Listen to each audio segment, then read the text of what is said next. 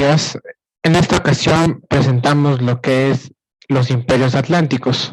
Soy Juan Yepes, estudiante de Tecnología Superior en Turismo, de la asignatura Historia Universal.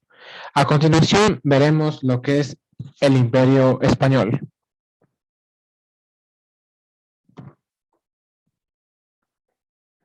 Muy bien.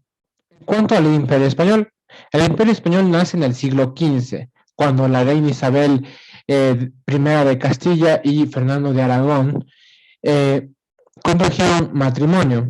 Este matrimonio unificó territorios y reinos de España y se hizo conocer como los Reyes Católicos, dada su lealtad a la Iglesia Católica y su propósito expansionista de evangelizar esta religión.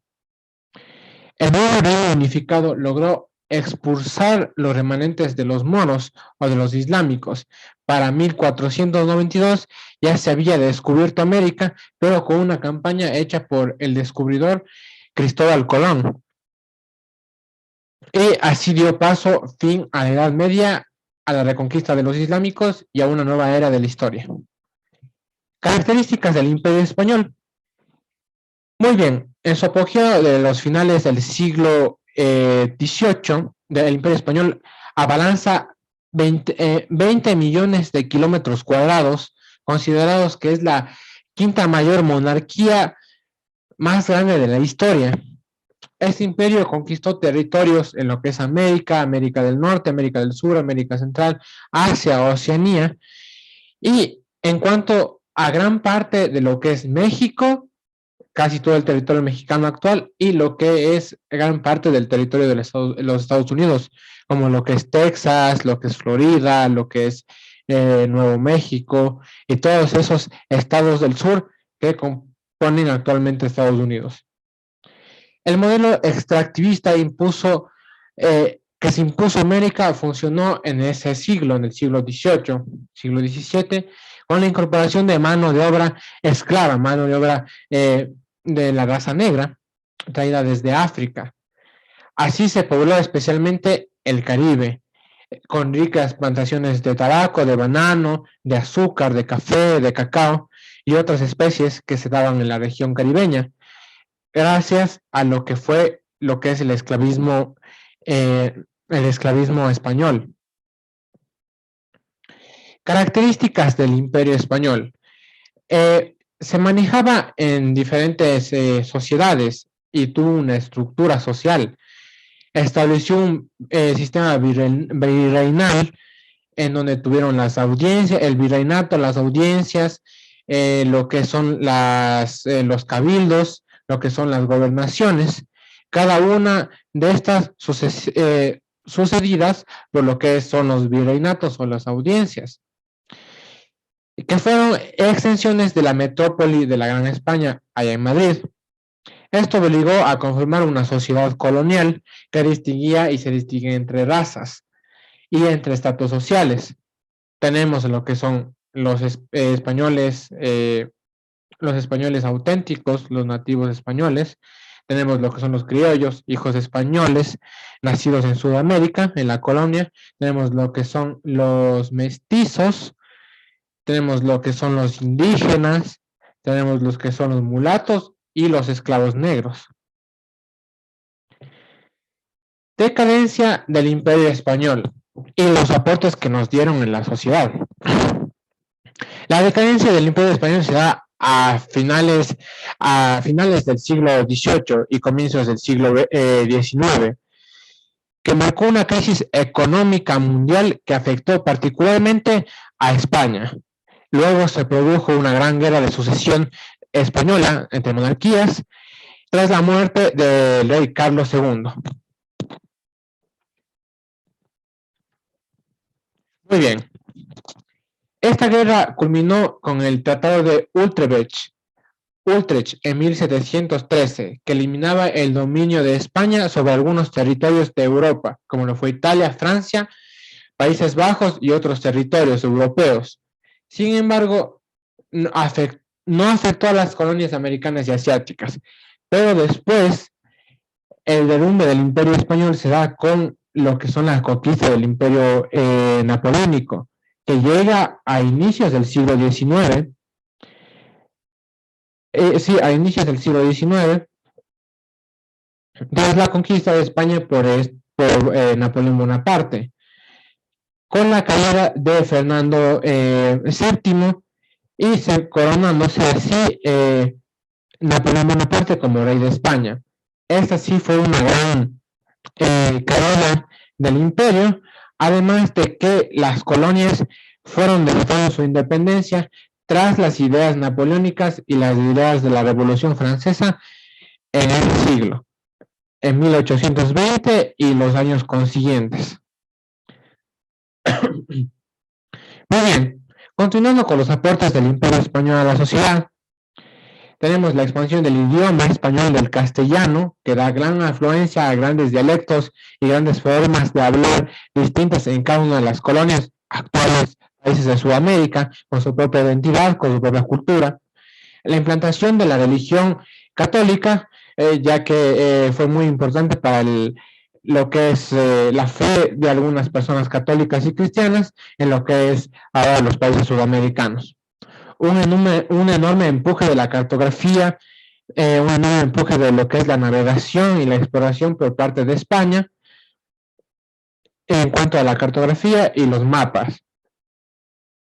Y la formación de América Latina y el Caribe como una identidad cultural, como les había manifestado, y el aporte africano a algunas culturas del Caribe y cierta parte de las costas de Sudamérica. Y la creación de grandes obras artísticas del siglo de oro español, o también grandes combinaciones artísticas entre lo autóctono indígena y lo que es lo español, teniendo así artes coloniales muy hermosos, como lo que es el arte barroco, con la escuela quiteña y algunos de sus afluencias y de sus maestros. Muy bien, continuamos con lo que es el Imperio Británico, uno de los grandes imperios y uno de los más grandes de toda la historia en la época moderna. Muy bien, se originó y se conoció como Imperio Británico al conjunto de territorios propios de colonias y protectorados entre el Reino Unido entre el siglo XVI y el siglo XX, hasta 1950. Se trató de los imperios más extensos de la historia. En el siglo XX, el Imperio Británico llega a contar con 450 millones de habitantes, casi siendo la cuarta parte de la población del planeta en esa época, con territorios en Europa, África, Asia y Oceanía, y América, obviamente, con una de sus grandes colonias, como lo que es actualmente Estados Unidos, con sus 13 colonias y protectorados. Muy bien, ¿cómo se compone el gobierno del Reino Unido, el Imperio Británico? Este necesitaba controlar y defender los intereses en lo que es las rutas marítimas, en los territorios lejanos, en los cuales ellos comerciaban té y algunos otros productos de lo que es su isla. Pero esto inició también una intervención política, económica y social para tener asegurados sus territorios y para tener asegurado lo que son las rutas marítimas. Así que inauguraron los territorios satélites o colonias, que bien formaban parte de la corona, como lo que son las colonias, y las protecciones militares, como lo son los protectorados, lo cual quiere decir que tiene administración política y militar. Causas y consecuencias del Imperio Británico en lo que fue esa época. La competencia entre otros imperios, como fue el español, el alemán, el francés, dispararon ambiciosas luchas de control económico y social. Los jóvenes imperios se vieron la necesidad de fortalecer sus posiciones y sus defensas en los sitios de interés y en las colonias, dando origen a estas mismas y a los protectorados.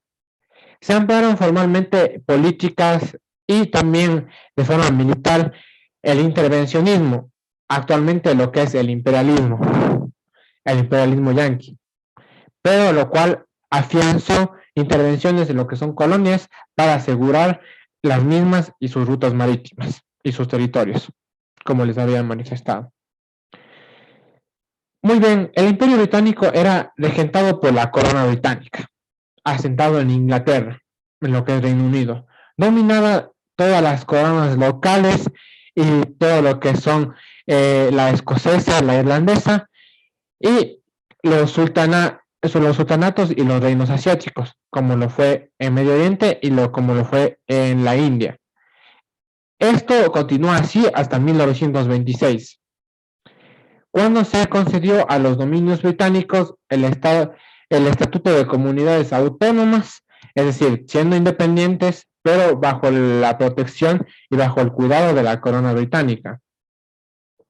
Muy bien, que hasta el día de hoy sigue siendo parte algunas colonias que no se han independizado del Reino Unido.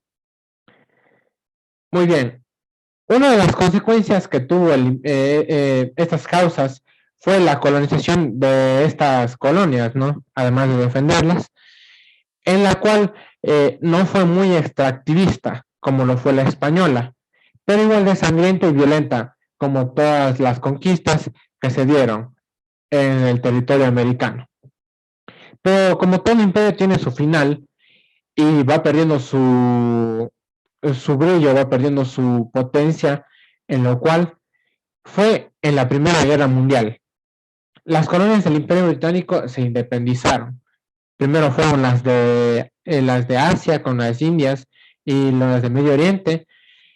Y una de las ideas de Revolución Francesa y de los nuevos derechos del hombre se da en América del Norte con el nombre, lo que es la independencia y el nombre de la independencia de Estados Unidos en el siglo XVIII.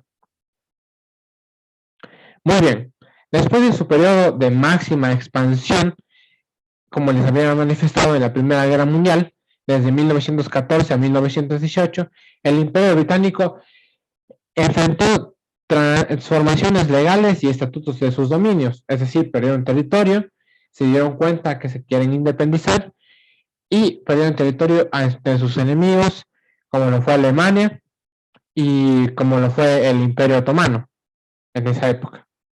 La Segunda Guerra Mundial da la devastación de Europa total con lo que son los nazis y la economía global se va a los suelos.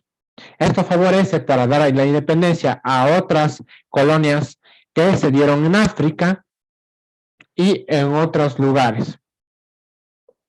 Así perdiendo más territorio hasta 1949. Muy bien, a continuación, mi compañero les va a explicar sobre el Imperio Napoleónico. Gracias.